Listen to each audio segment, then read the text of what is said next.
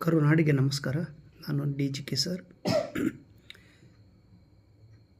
KSET 2024 November 2024ರಂದು ನಡೆದ KSET ಪರೀಕ್ಷೆಯ ಮೊದಲನೇ ಪತ್ರಿಕೆಯ ಆನ್ಸರ್ ಕೀಯನ್ನು ನನ್ನ ಅನುಭವದ ಆಧಾರದ ಮೇಲೆ ನಿಮಗೆ ಹೇಳುತ್ತಿದ್ದೇನೆ.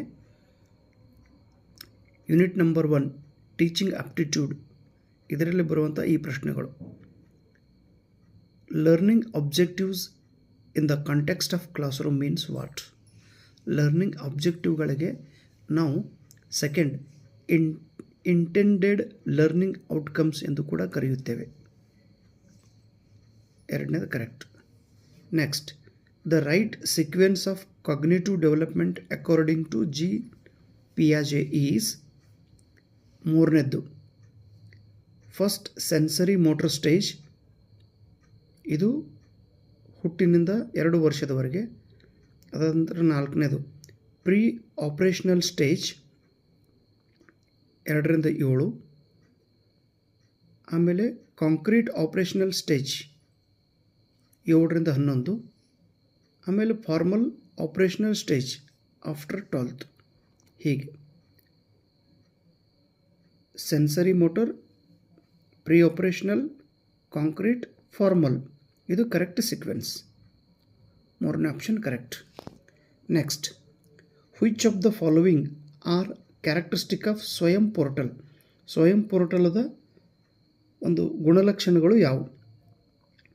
ಎರಡನೇದು improving access to high quality education, ಉತ್ತಮ ಗುಣಮಟ್ಟ ಶಿಕ್ಷಣ ಅವಕಾಶಗಳನ್ನು ಸುಧಾರಿಸುವುದು.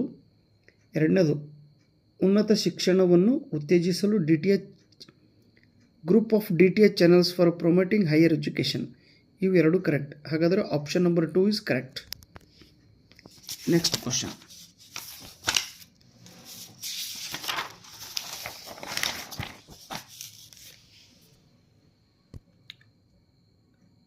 Match the following.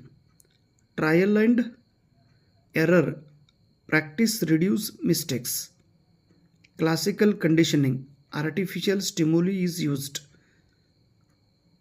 operant conditioning, reinforcement is used for learning, learning by insight, cognitive abilities are used for learning. Option number 4 is correct. Next question. The provision of earning credits from optional and elective courses was introduced in higher education by choice based credit system in 2015. 3, ಮೂರನೇ option correct. So ಹೀಗೆ ಈ higher teaching ಅಪ್ಟಿಟ್ಯೂಡ್ದಲ್ಲಿ ಬರುವಂಥ 5 ಪ್ರಶ್ನೆಗಳ ಆನ್ಸರನ್ನು ಕರೆಕ್ಟಾಗಿ ಹೇಳಿದ್ದೇನೆ. Okay, thank you so much. ನಮಸ್ಕಾರ.